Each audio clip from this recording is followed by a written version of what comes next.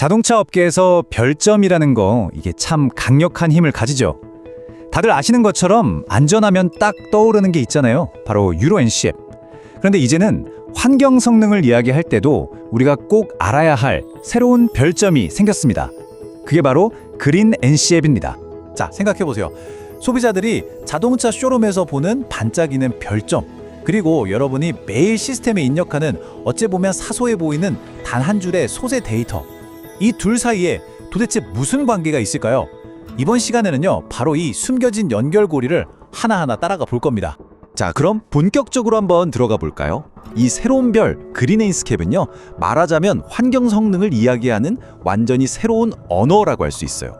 그리고 이제 업계에 계신 분들이라면, 특히 오늘 이 내용을 보고 계신 여러분들이라면 이 새로운 언어를 반드시 이해해야 하는 시대가 온 거죠.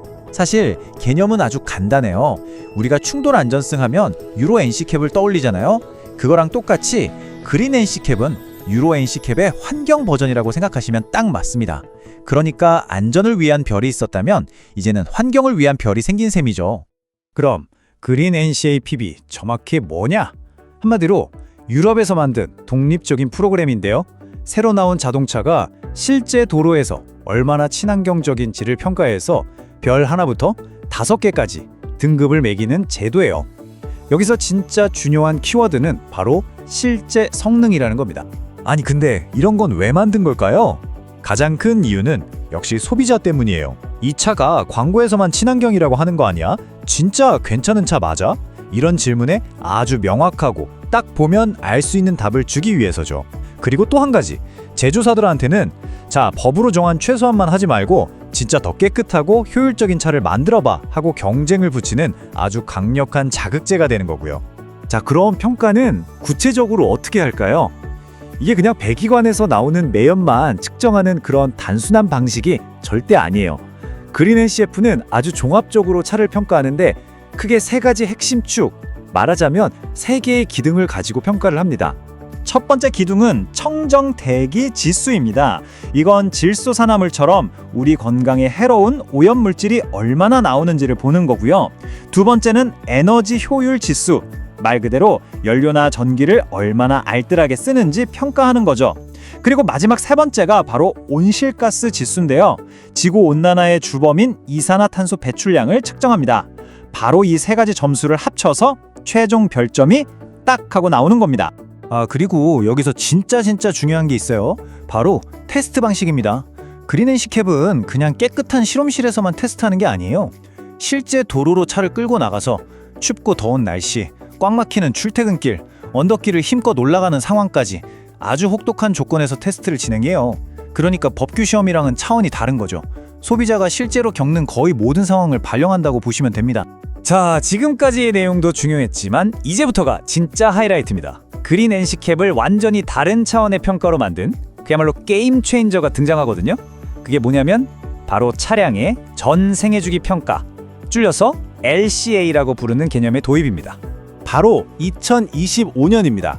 이 해를 딱 기억해 두셔야 해요. 왜냐하면 이때를 기점으로 환경성능 평가의 판이 완전히 뒤집혔거든요. 바로 이 전 생애주기 평가, LCA가 그린 NCAP의 핵심 평가 항목으로 공식적으로 들어오게 된 겁니다. 흔히 말하는 요람에서 무덤까지라는 표현이 딱 맞아요.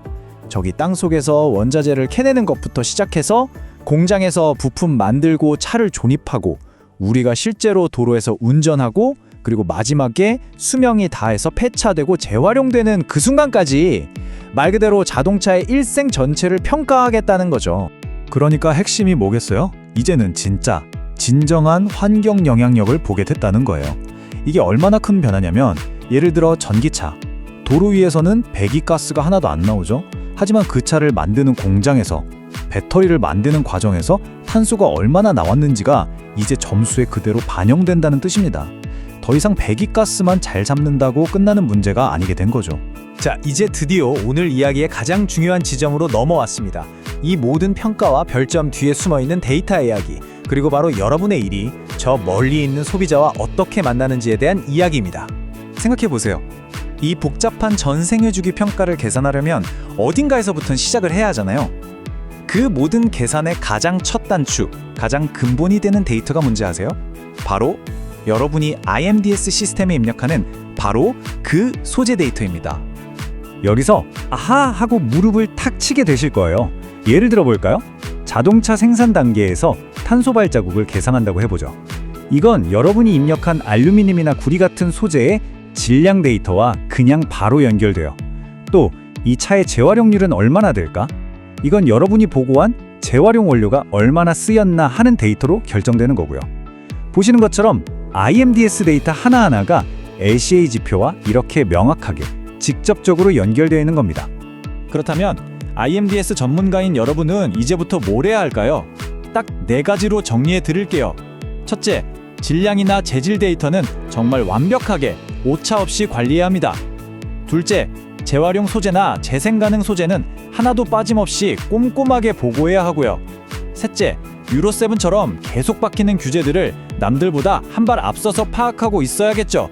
그리고 마지막으로 이게 정말 중요한데 회사 내 다른 부서 사람들에게 우리 데이터가 이렇게 중요합니다 하고 그 가치를 계속해서 알려주는 역할도 필요합니다.